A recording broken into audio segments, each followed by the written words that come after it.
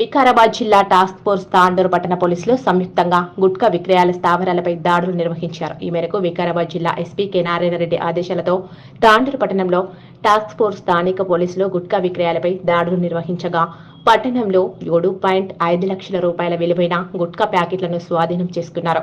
గుట్కా విక్రయ వ్యాపారులైన శ్రీనివాస్ అలాగే అజయ్ సింగ్ త్యాగూర్పై కేసు నమోదు చేస్తున్నారు.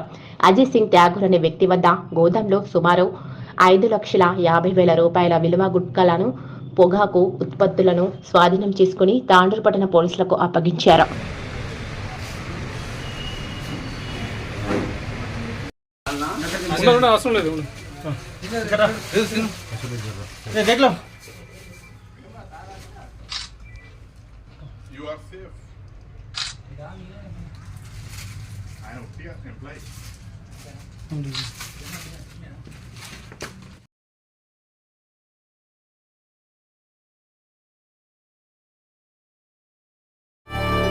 చేయండి, షేర్ చేయండి. కోసం ఛానల్ ని సబ్స్క్రైబ్ చేయండి.